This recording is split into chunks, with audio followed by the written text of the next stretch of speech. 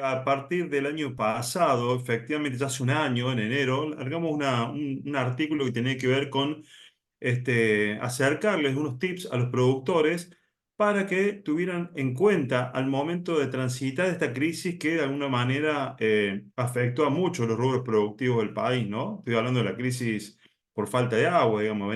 Veníamos de 3 años con lluvias por debajo de lo normal y eso hizo que, bueno, los rendimientos y las productividades de todos los sistemas agropecuarios se vieran de alguna manera limitados, ¿no? Y bueno, siempre uno dice que las crisis empiezan por las empresas o por los magros resultados, pero finalmente esas crisis empiezan a pegarle y a hacer mella en la persona, ¿no? Al tomador de decisiones y a través de él a todo el equipo de trabajo que le toca desempeñarse en esa empresa, ¿no? O sea que las crisis, de alguna manera, estas crisis que atentan sobre la eficiencia productiva de las empresas, también llegan a la salud y a la manera en que se comporta este productor con su gente próxima, ¿no? Con su familia, con sus empleados.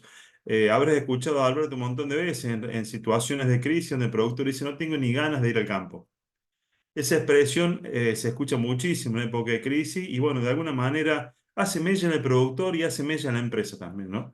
Entonces lo que nos propusimos hacer a partir de ese artículo fue realizar un estudio que se llevó adelante sobre la población de Cambio Rural Córdoba, donde abarcamos todos los rubros productivos, agrícolas, ganaderos, tamberos, horticultores. Cerca de 200 productores participaron de este encuestamiento y muchos técnicos, asesores de esos grupos también colaboraron para que estos productores participen. Ya hemos liberado dos informes, uno que tuvo que ver con los efectos de la crisis sobre el sector agropecuario y otro, este último, tiene que ver con los factores de estrés.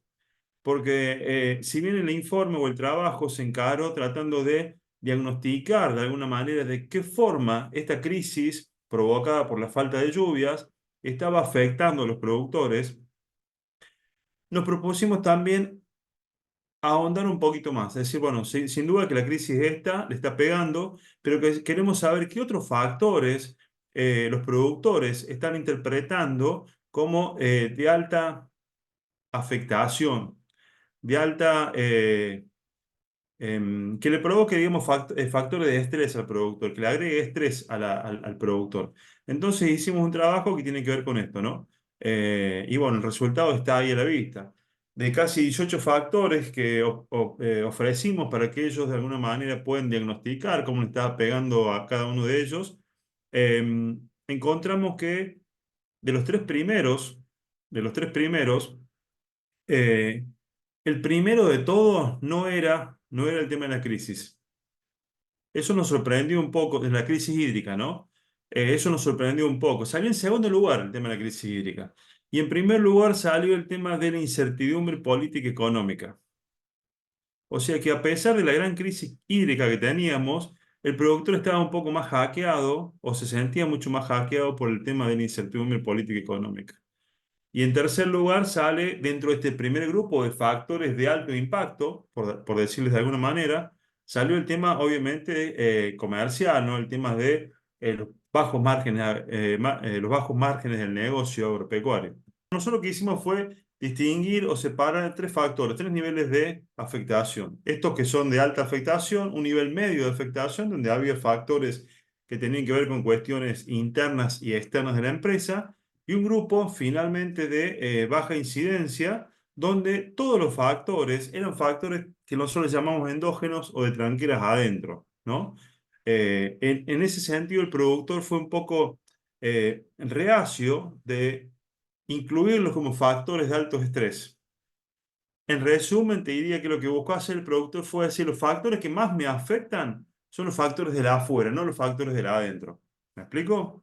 Por ahí si se pudiera mostrar una de las gráficas sería interesante, sería más fácil poder explicarlo y para que el productor lo termine de entender. Yo no sé si a partir de lo que estoy comentando, si va a llegar a entender. Vos sabés que uno de los motivantes que tuvimos nosotros para iniciar este trabajo tuvo que ver, como te decía, la crisis hídrica y empezamos a leer información o artículos y trabajos a nivel internacional. Y encontramos que en el mundo, en países como Alemania, Inglaterra, Australia, Nueva Zelanda, Francia, Irlanda inclusive, son países que tienen altas tasas de suicidio a nivel del sector agropecuario, ¿no? Entonces se empezaron a preocupar por eso y empezaron a hacer diagnósticos casi todos los años respecto a cómo se estaban sintiendo los productores en función a los factores de estrés que ellos habían empezado a relevar. Entonces eso nos motivó a seguir profundizando y de ahí sale un poco la idea de este estudio. El estudio en realidad es mucho más complejo que los solos factores. Lo que queríamos hacer nosotros era medir la emocionalidad, el estado emocional del productor, identificar los factores de estrés, de cómo ese estado emocional estaba afectando el proceso de toma de decisiones y los resultados en la empresa, y de cómo ese estado emocional está de alguna manera haciéndole mella a la salud del productor. Entonces, lo que tenemos en mente ahora es empezar a publicar una serie de informes parciales respecto, tratando de abarcar todas estas cuestiones. Lo que medíamos, y cuando te hablo de estado emocional, medíamos un poco lo que son las tres fases del burnout, del síndrome de cabeza quemada en el productor, que tiene que ver con tres dimensiones, tres fases, que la primera es el agotamiento, la segunda es el sentido de despersonalización, y el tercero, bueno, yo no me acuerdo, pero tenía que ver con esto de la pérdida de identidad en relación a la empresa, ¿no? Y recién ahí entrábamos en esta situación de agotamiento. Eh, Muchos de los productores estaban en las primeras fases, en las primeras fases o en las primeras dimensiones del burnout.